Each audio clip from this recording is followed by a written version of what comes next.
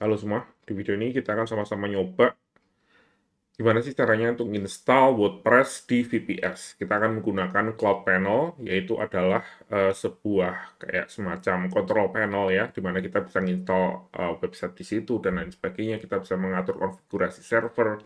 Jadi sekarang sudah jauh lebih mudah daripada yang dulu ya. Kalau dulu, kalau kita mau install WordPress di VPS yang benar-benar unmanaged, itu agak sedikit susah, karena kita harus install berbagai macam hmm, bagian ya, dan nantinya harus dihubung-hubungkan sendiri, dan kita harus memaintainnya agak susah, tapi sekarang ini sudah ada banyak sekali aplikasi yang sudah siap pakai. Dude, it should be F, not V.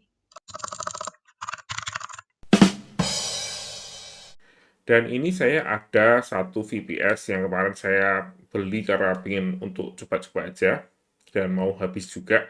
Saya beli dari Hawkhost. Tapi bisa beli dari mana aja, bisa dari DigitalOcean, bisa dari AWS, Amazon, bisa dari Vultr, dan lain sebagainya. Tapi di sini karena saya adanya dari Hawkhost, bisa coba. Dan kalau misalnya teman-teman mau nyoba VPS misalnya dari DigitalOcean atau penyedia VPS lainnya, itu sebenarnya nggak mahal, karena biasanya hitungannya itu bukan per bulan atau per tahun, tapi per jam. Jadi misalnya kita cuma pakai buat berapa jam kita pengen ngetes dan nyoba-nyoba, itu biayanya sangat murah sekali. Mungkin cuma beberapa ribu rupiah aja. Tapi di sini di Hogwarts harganya sih per bulan sih ya, tapi ya murah juga, $5. Saya beli yang storage-nya 30 giga, RAM 1 meg 1 giga, CPU-nya 1 core.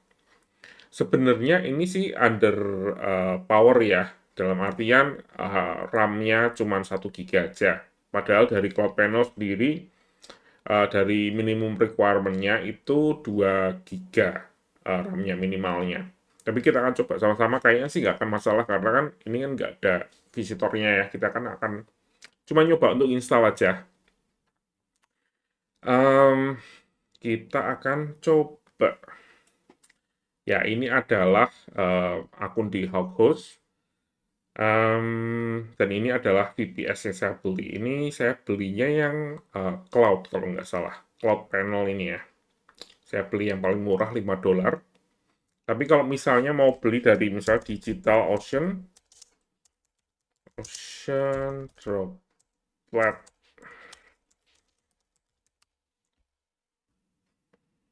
Oh ini dia, Droplet Pricing. Ini harganya yang satu core dan 2 giga yang disarankan ya, sekitar $12 aja.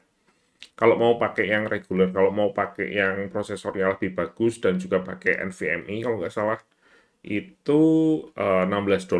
Dan ini juga ya masih tergolong wajar ya. Dan kita bisa nginstal nggak cuma satu website aja di situ, kita bisa nginstal beberapa website, bahkan mungkin 5-10 pun nggak masalah sih kayaknya. Jadi bisa jauh lebih lebih murah ya daripada kita nginstal di shared hosting. Tapi harus diingat, kalau kita menginstal ini di VPS kita sendiri, itu tanggung jawabnya di kita. Jadi kita yang harus maintain, kita harus manage. Kalau ada di DOS, kita harus tahu cara benerinnya. Kalau di hack, kita harus tahu cara bersihnya dan lain sebagainya. Tapi ada banyak cara untuk step gimana ya, kayak tips and tricks untuk memanage VPS dengan mudah ya. Dan mungkin saya akan bikin videonya atau saya akan jelaskan nanti di akhir video. Kita akan coba aja langsung kita baca dari Cloud Panel. Jadi ini panel yang akan kita pakai. Jadi ada banyak sekali panel hosting yang bisa kita pakai ya. Yang paling sering kita dengar itu adalah si panel yang pakai WHM, itu yang banyak dipakai di shared hosting. Tapi ada banyak sekali panel-panel lain yang free ya. Ada yang open source, ada yang free dan lain sebagainya. Ini bukan, saya nggak tahu ini open source atau enggak, tapi yang pasti gratis ya. Untuk Cloud Panel sendiri ada banyak opsi lain kayak AA Panel, terus ada banyak sekali. Tapi saya kemarin coba-coba dan saya paling cocok, paling suka dengan Cloud Panel karena instalasinya tuh paling mudah menurut saya. dan juga dari segi hasil dari WordPress-nya itu sendiri ya. WordPress-nya itu sudah terkonfigurasi pakai Nginx, jadi cepat, cache-nya sudah ada, pokoknya sudah rapi lah ya, dan kecepatannya cukup bagus, jadi nggak lemot websitenya. Karena dia memang sudah dioptimasi sedemikian rupa sehingga itu sudah siap pakai langsung ya. Jadi nggak perlu ditweak-tweak lagi, nggak perlu ditambahkan lagi. Tapi harus diingat ya, Cloud Panel ini ada banyak sekali kekurangan. Alasannya dia bisa cepat itu adalah karena fiturnya memang lebih sedikit daripada panel yang lain. Misalnya, dia em, nggak ada email. Kalau di hosting panel biasanya kan ada pengaturan, kita bisa ngatur email untuk bisnis, kita bisa bikin email sendiri, dan ada spam filter, dan lain sebagainya. Tapi di Cloud Panel ini hanya untuk bikin websitenya. Jadi kalau kita butuh email di websitenya kita harus bikin di tempat lain ya. Kita bisa pakai Google Workspace, Soho, dan lain sebagainya. Tapi untuk Cloud Panel sendiri, jadi salah satu alasan dia simple digunakan dan juga um, dari segi kecepatan websitenya juga lebih baik karena ya nggak ada aneh-aneh di sini ya. Oke, kita langsung aja mulai. Kita lihat tutorialnya dari Cloud Panel. Saya cuma cek aja dari installation yang ada di sini ya, guide-nya. Dan di sini ada beberapa opsi.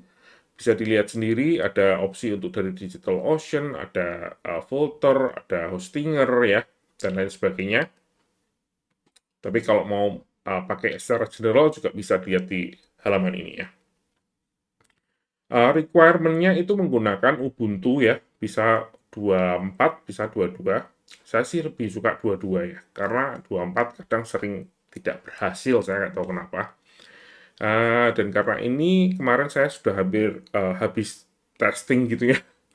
Saya sudah lupa, sudah beberapa hari yang lalu, saya beli 1 bulan. Kita akan rebuild aja servernya kita.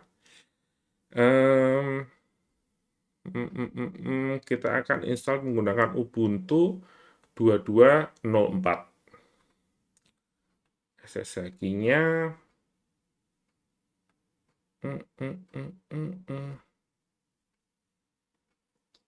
oke, kita install aja langsung. Dan ini opsi seperti ini nggak cuma ada di Hubhost ya, di tempat lain juga kurang lebih sama. Kalau di misalnya di DigitalOcean, opsinya itu biasanya ada kita bisa milih lokasi dan lain sebagainya. Kalau di Hubhost karena dia per bulan ya, jadi kita milih lokasi servernya di mana dan juga RAM-nya berapa dan lain sebagainya itu ketika kita beli server ya. Dan ini saya beli kalau nggak salah lokasinya di Singapura, oh Dallas, sorry, bukan Singapura, Dallas 1 giga. Oke, ini sudah jadi. Oke. Sekarang yang kita lakukan sekarang, karena ini sudah jadi ya, ini servernya benar-benar fresh, nggak ada apa-apanya, mestinya kosong ya, jadi nggak bisa dilihat juga, kita harus SSH masuk ke sini.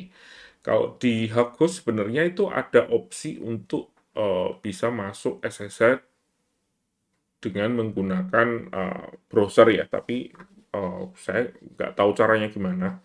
Jadi saya akan coba untuk masuk SSH-nya dulu menggunakan putih.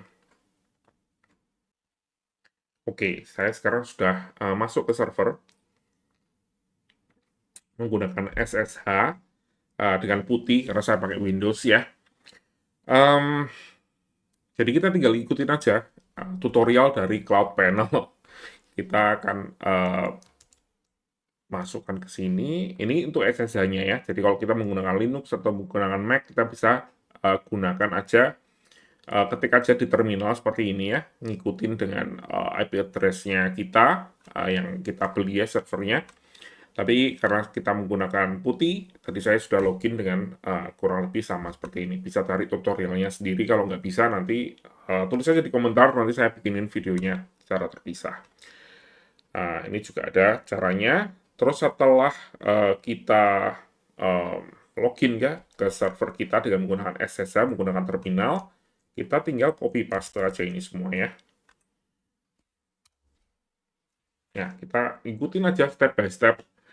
Mestinya sih kemarin saya coba install sih cuman gitu aja sih ya. Jadi kita ngikutin aja dengan Ubuntu yang kita pakai di sini.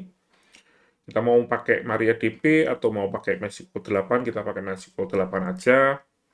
Kita copy semua, terus paste, enter, dan kita ngikutin aja semuanya. Jadi sangat-sangat mudah sekali dan sangat straightforward. Kalau saya coba untuk install hosting yang lain itu agak sedikit ribet ya. Oh ya, harap diingat kalau kita install Cloud Panel, kalau nggak salah ya, itu kita harus install di benar-benar server yang barusan diinstal. Jadi nggak ada konfigurasi yang lain karena bisa konflik ya. Kalau misalnya kita sudah nge-setup semuanya pakai Docker misalnya, atau pakai Nginx, atau pakai Apache, dan kita sudah nge-hosting website kita di situ, terus kita install Cloud Panel di situ, bisa jadi malah error, karena bisa konflik ya, portnya dan lain sebagainya. Jadi lebih baik ini diinstal di server yang benar-benar fresh. Kita nunggu aja, dan ini biasanya sih memang agak lama. Oke, kayaknya ini hampir selesai ya. Saya nggak tahu, tapi kita lihat aja fitur-fiturnya dari Cloud Panel. Jadi, salah satu, oh ini sudah jadi. Oke, malah sudah jadi ya. Kita coba aja langsung. Jadi, ketika ini sudah jadi, yang kita punya sekarang itu hanyalah IP address ya. Jadi hanya ini saja. Kita copy, terus kita buka IP address bersama portnya nih 8443. Ini harus langsung dilakukan saat itu juga ya, karena ketika ini tidak dilakukan, orang lain bisa nginstal untuk kita. Jadi ini adalah kayak di WordPress. Kalau kita install WordPress kan harus cepet-cepet kita install, terus kan kita bisa ngeset user dan juga passwordnya. Kalau ini sampai kita install terus kita tinggal tidur, terus ternyata ada yang tahu IP address ini, buka IP address ini dan nginstal buat kita kan, jadi kita harus ngulang lagi dari awal ya, karena passwordnya nanti kan di-set sama orang lain usernya. Oke, kita akan pakai user David Chandra.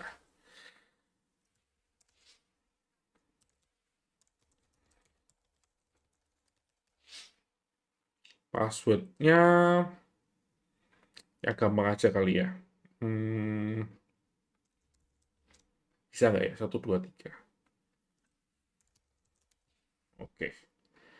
Time zone-nya, ya ini ya, yang agak susah di sini ya. Itu set time zone-nya itu nggak ada autocomplete-nya. Jadi kita harus search satu per satu. Jakarta ada di mana ya?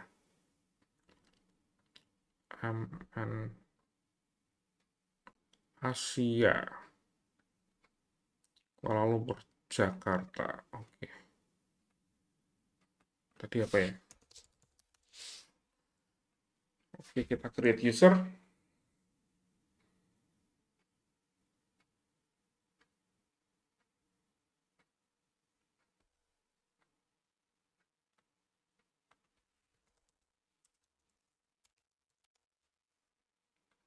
Kita login.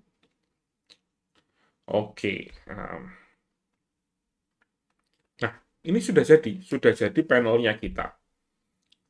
Sudah nggak perlu lagi, kita sudah punya control panel yang full feature, bahkan ada mode ini ya, night mode-nya juga, ada admin area, ada websitenya, ada user juga, user akses juga, kita bisa ngatur akses untuk klien kita dan lain sebagainya. Jadi ini benar-benar salah satu panel yang cukup oke menurut saya.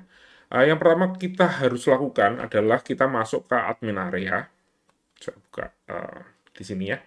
Dan di admin area ini kita bisa masuk ke setting. Nah, terus kita bisa ngatur Cloud Panel Custom Domain. Jadi kan sekarang ini menggunakan IP address 198 ini ya. Jadi ketika kita mau buka control panel kita, tentunya kita harus menggunakan ini ya, IP address ini. Tapi kalau kita mau mengganti dengan misalnya nama domainnya kita atau subdomainnya kita gitu ya, itu bisa sekali, tinggal kita arahkan aja ke IP address ini menggunakan record. Terus kita update di sini ya. Kita tulis saja misalnya panel.domain.com gitu ya, misalnya domainnya kita sendiri ketika kita sudah beli domain. Hanya ada satu yang perlu diingat, kalau bisa sebelum kita mengupdate ini, kita arahkan dulu domainnya dan tunggu sampai benar-benar resolve dulu ya ke IP address ini. Kalau nggak resolve, takutnya nanti malah error ya. Ketika kita menghubungkan ini domain dan kita klik save, dia otomatis akan request ke Let's Encrypt untuk SSL dan lain sebagainya. Jadi kalau belum diarahkan bisa terjadi error dan SSL-nya bisa gagal untuk terinstall dan lain sebagainya. Jadi itu adalah salah satu hal yang harus dicatat ya. Dan di sini juga ada opsi-opsi yang cukup menarik menurut saya. Yang pertama adalah backup. Ya, kita bisa menambahkan backup menggunakan Amazon, DigitalOcean, Dropbox, Google Drive, dan lain sebagainya. Dan kita bisa ngeset harian, setiap berapa jam waktunya juga bisa kita set ya, dan lain sebagainya. Retention-nya juga kita bisa simpan selama 30 hari misalnya, atau 30 backup, dan lain sebagainya. Jadi ini adalah opsi yang sudah bisa dibilang cukup komplit ya, untuk sebuah hosting yang cukup minimalis tapi cukup komplit. Kita juga bisa ngatur user dan lain sebagainya, tapi kita akan langsung masuk ke install websitenya dulu. Nah, ketika kita masuk dan install websitenya, kita sudah ada pilihannya. Mau bikin WordPress, tinggal klik di sini. Mau PHP site, jadi kosongan ya, PHP, tanpa ada WordPress-nya juga bisa. Mau static HTML juga ada, Node juga ada, Python, dan reverse proxy ya. Saya belum coba semuanya, kemarin saya hanya coba yang WordPress, dan instalasinya cukup mudah. Jadi ini cukup mudah sekali. Tinggal ditulis saja nama domainnya, nama websitenya, dan lain sebagainya. Oke, kita akan kembali setelah saya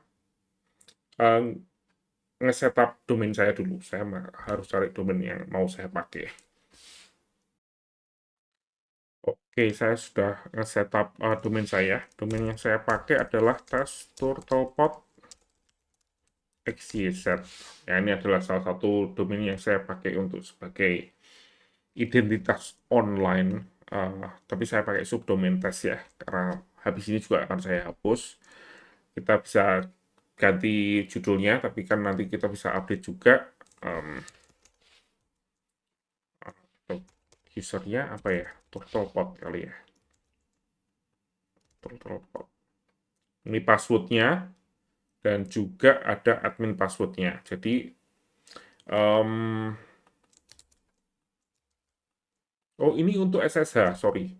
Ini SSH. Jadi, kita juga bisa nge-set SSH untuk website tersebut ya. Jadi ini enaknya dari Cloud Panel itu ya. Jadi misalnya kita mau bikin sebuah website untuk klien kita, otomatis kita bisa otomatis di sini ya, kita bisa bikin SSH user untuk website ini ya. Jadi kita tinggal kasih aja detailnya ke klien kita sehingga mereka bisa SSH masuk ke servernya, misalnya menggunakan FTP dan lain sebagainya ya. Jadi mereka bisa ngatur-ngatur kode di situ tanpa harus minta bantuannya kita. Admin email kita biarin aja. Nah, ini ada opsi untuk multi-site ya. Kita pilih no, tapi ada opsi untuk yes. Ada satu kekurangan dari Cloud Panel, yaitu adalah dia multi-site-nya cuman bisa yang subdirectory, nggak bisa subdomain. Alasannya karena dia per install ini adalah tiap websitenya itu hanya bisa di-assign satu domain saja. Jadi itu adalah kekurangan dari Cloud Panel menurut saya, tapi untuk 99% website menggunakan WordPress, tentunya nggak butuh fitur itu ya menurut saya. Jadi bisa tinggal install seperti ini saja. Oke, kita akan langsung install aja. Dan ini nggak perlu dicatat ya semuanya. Ini walaupun kita bisa generate new password dan lain sebagainya. Karena kalau kita klik di sini, dia otomatis akan membuat website kita. Ini juga ada persentasenya ya, cukup oke menurut saya fitur ini. Kadang kan harus diklik terus kita nggak tahu selesainya kapan. Nah, di sini ada reportnya, dan di reportnya ini sudah ada semua. Ada nama usernya, terus ada database-nya, terus ada password-nya juga, dan lain sebagainya. Jadi ini bisa kita copy semua, dan kita simpan. Jadi sangat-sangat memudahkan sekali. Nah, dan ketika kita sudah masuk ke sini, ini ada domainnya dan lain sebagainya, kita masuk aja ke websitenya. Ini adalah pengaturan untuk websitenya. Di sini kita bisa ngupdate misalnya ini root directory-nya, terus kita juga bisa ngupdate vhost-nya. Ini adalah konfigurasi Nginx.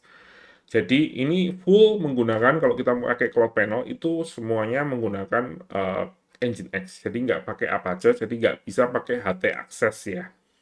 Itu yang harus diingat, dan karena ini pakai Nginx, itu ngebut sekali servernya. Dia juga database-nya sudah ke-setup, varnish cache-nya juga sudah ready to use ya. SSL-nya juga sudah langsung ke install. Tapi ini menggunakan self-sign. Jadi kita bisa install Let's Encrypt kalau ingin. Terus ini ada security, kita bisa ngeblok IP, authentication juga bisa diatur kalau misalnya masih in development ya. Kita bisa setup basic authentication untuk ngasih password ke websitenya kita, sehingga nggak bisa diakses oleh orang lain. Terus ini juga bisa kita ada fitur untuk hanya bisa diakses melalui Cloudflare. Jadi ini untuk memastikan semuanya itu nggak bisa di-bypass sama orang lain ya.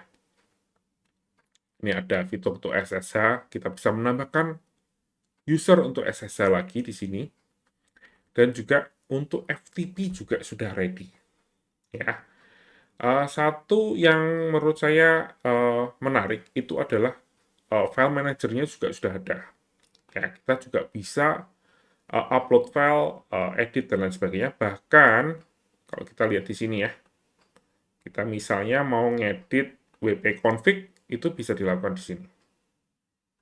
Tuh, kita mau edit-edit langsung di sini bisa dengan sangat-sangat mudah sekali ya. Cron job juga kita bisa atur di sini, jadi kita nggak harus menggunakan WordPress cron job yang sangat jelek itu ya.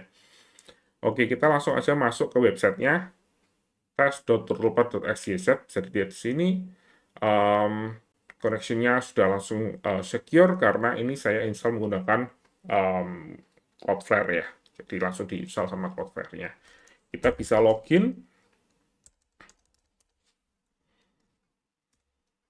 Oh, PP admin ya. Kenapa jadi login ya?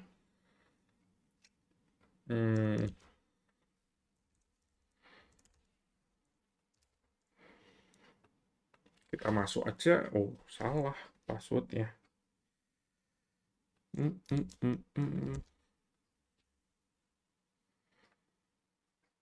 Nah, bisa dilihat sini. Semua sudah ready untuk digunakan.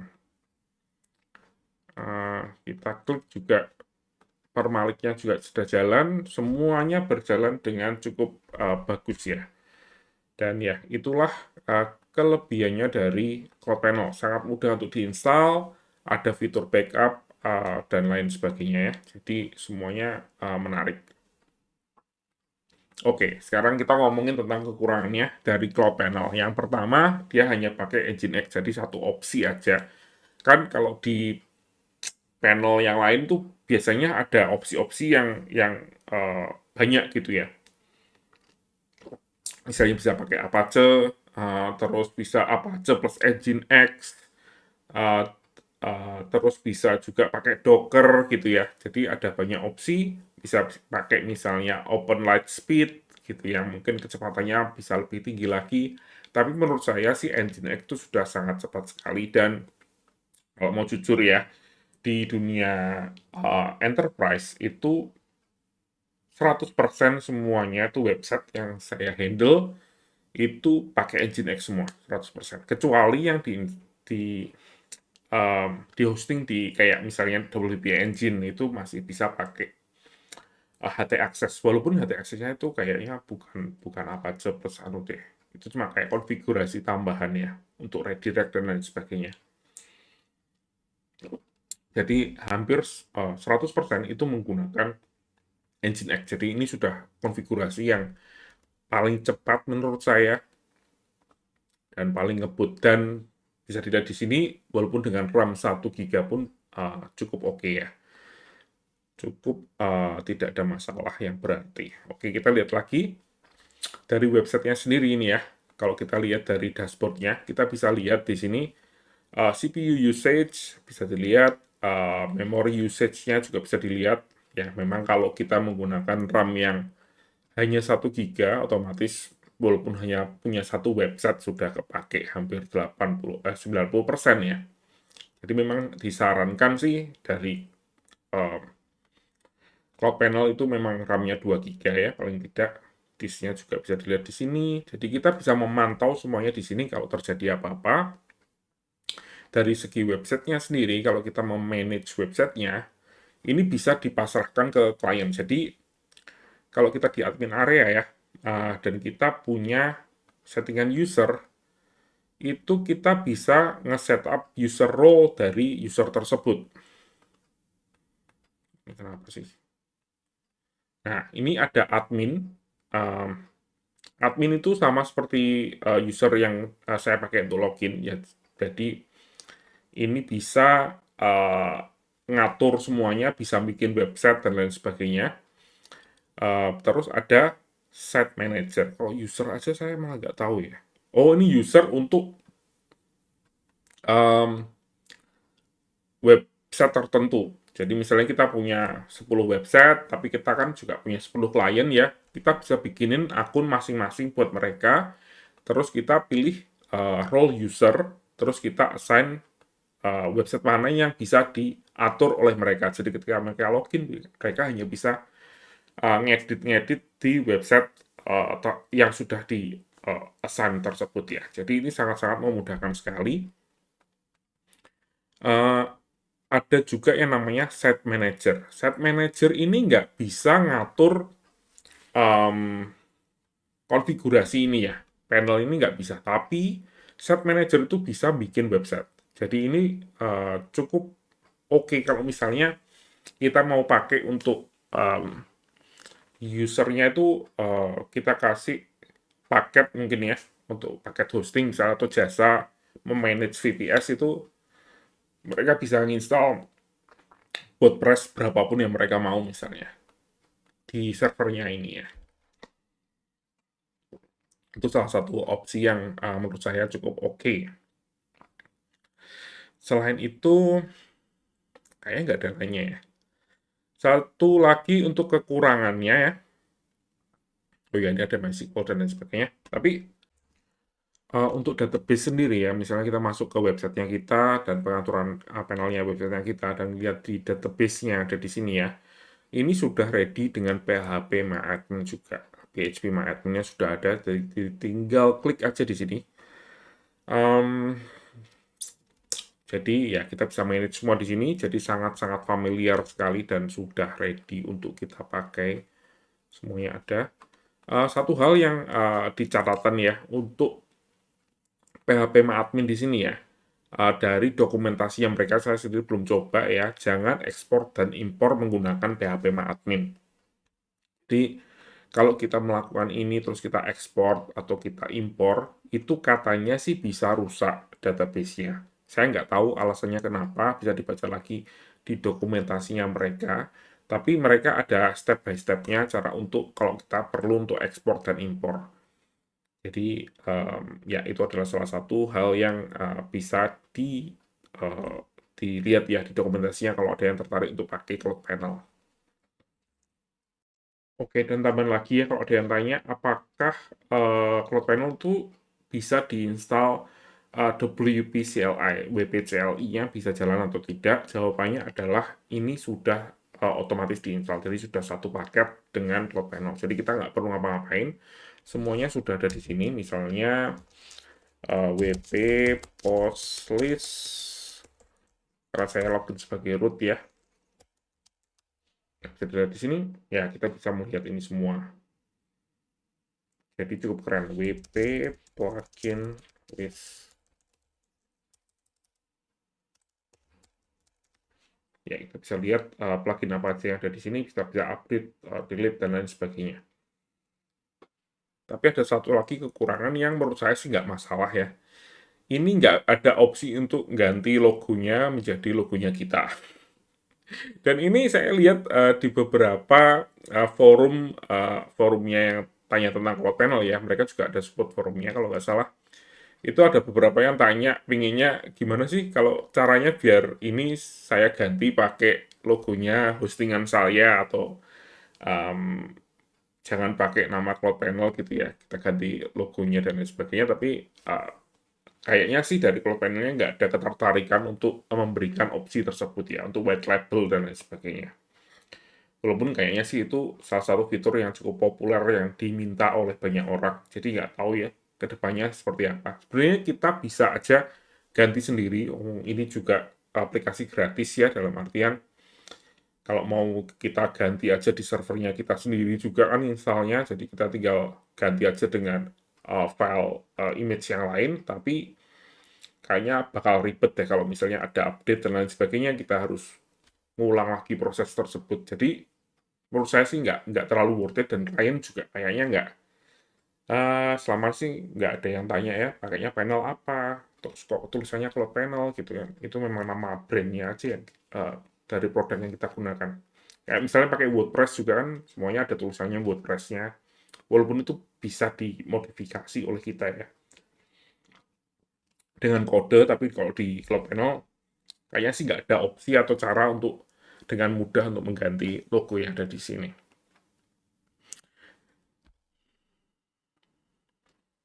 Oke, itu aja dari saya. Semoga tutorial ini membantu ya.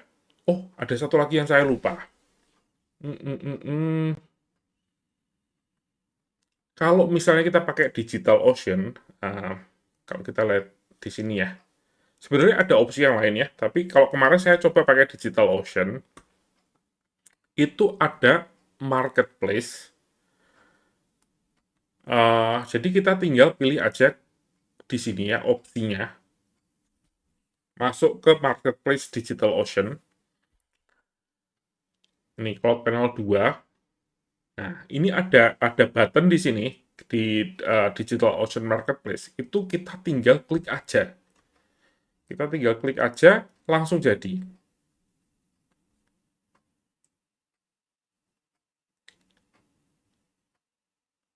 Oh, saya lagi login lagi. Nah, ini otomatis sudah langsung disetupkan. Jadi kita nggak usah nginstal lagi. Karena ketika kita menggunakan opsi yang ada di sini nih ya, Create Cloud Panel 2 di DigitalOcean Marketplace, ini otomatis kita langsung jadi. Kita tinggal pilih aja konfigurasi servernya kita. Bisa pakai regular, bisa pakai premium, tapi di sini kita nggak bisa menggunakan underpower kayak tadi ya. 1 giga itu nggak bisa, karena di sini sudah di-setup sama Cloud Panel-nya kerjasama dengan DigitalOcean untuk minimalnya tuh 2 giga ya RAM-nya. Jadi minimal kita keluar duit $16 atau $12 ya kalau kita mau pakai server yang regular. Kalau mau pakai NVMe yang lebih ngebut sedikit, prosesornya juga lebih bagus, itu $16. Kalau mau sedikit lebih murah, pakai yang AMD $14. Dan kalau kita mau tambah backup, bisa juga. Dan ini menurut saya wajib ya. 20% lebih dari cukup sih kayaknya. Oke, itu aja dari saya. Terima kasih sudah menonton dan sampai jumpa di video selanjutnya.